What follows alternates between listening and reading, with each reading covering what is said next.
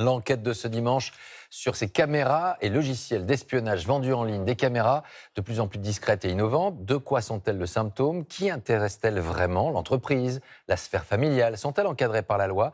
Un petit sondage avant de suivre notre reportage. C'est illégal, mais 4 Français sur 10 reconnaissent avoir déjà espionné le smartphone de leur conjoint. Le poison de la suspicion, enquête signée Eliana Bonas, Océane Labalette, qui vient de Prévost.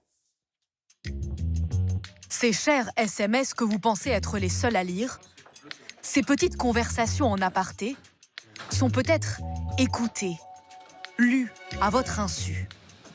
Un proche, un collègue, un employeur peut avoir placé un mouchard près de vous ou même pirater votre téléphone portable.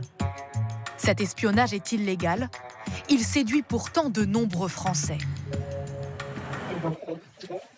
Cette mère de famille cumulait les doutes sur son mari.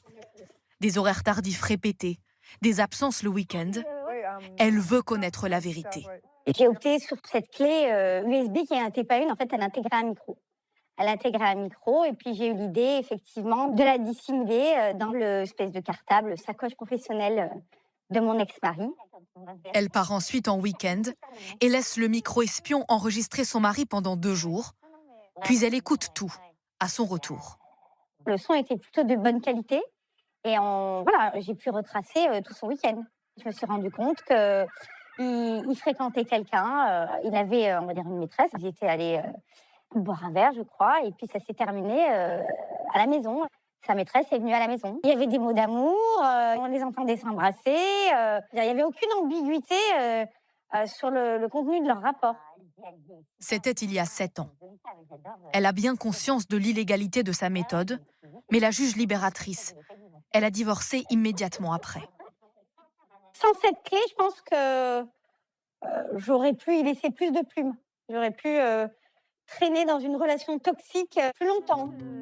Cette quête absolue de preuves attire d'autant plus qu'elle est accessible à tous. Il existe même des boutiques spécialisées. Elles proposent des montres, des lunettes, une panoplie complète d'agents secrets. Les gens apprécient les nouvelles montres. Ça va être des montres, il y a une caméra qui est intégrée et vous pouvez filmer jusqu'à peu près 2 heures. De 70 à 350 euros. En fait, vous appuyez sur un petit bouton qui est juste ici.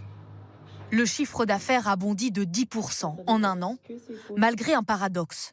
La vente est autorisée, mais l'usage pour espionnage est illégal. De toute façon, ce n'est pas ma responsabilité. Moi, je vends le produit.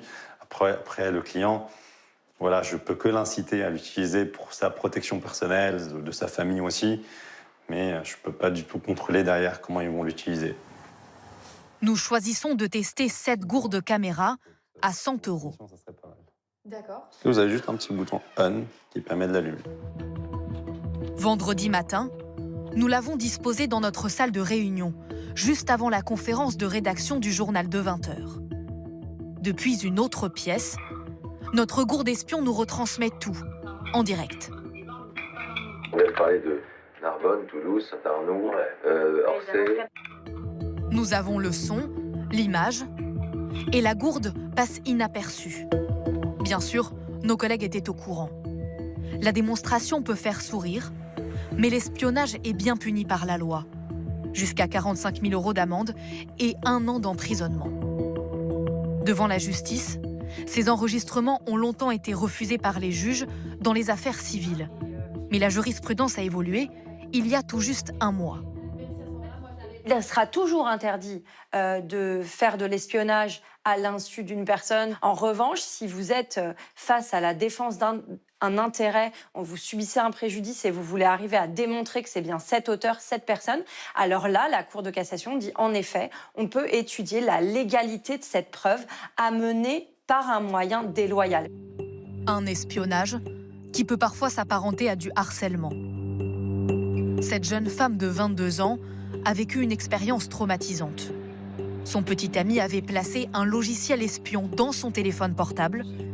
Il suivait ses moindres faits et gestes et toutes ses conversations. Des fois, j'étais à un endroit avec des amis et par hasard, je le croisais sur le trottoir d'en face, alors qu'il n'avait rien à faire là. Et il a fini par me dire, en fait, ce que tu sais pas, c'est que depuis quelques temps, je te suis grâce à mon téléphone. Et en fait, du coup, il a activé ma géolocalisation. Le micro pouvait s'activer aussi à distance. Il pouvait aussi prendre connaissance des messages que je recevais ou que j'envoyais. Donc il avait absolument accès à tout, en fait, à toute ma vie. Et quand je l'ai su, je me suis senti en fait traqué comme une bête, quoi.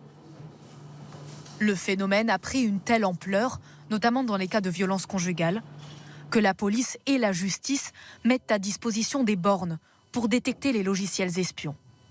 Dans ce commissariat des Yvelines, cette tablette scanne votre appareil électronique et débusque en moins de 10 minutes d'éventuels systèmes malveillants. Selon une étude de l'IFOP, plus de la moitié des victimes de violences physiques ont été surveillées par leurs partenaires.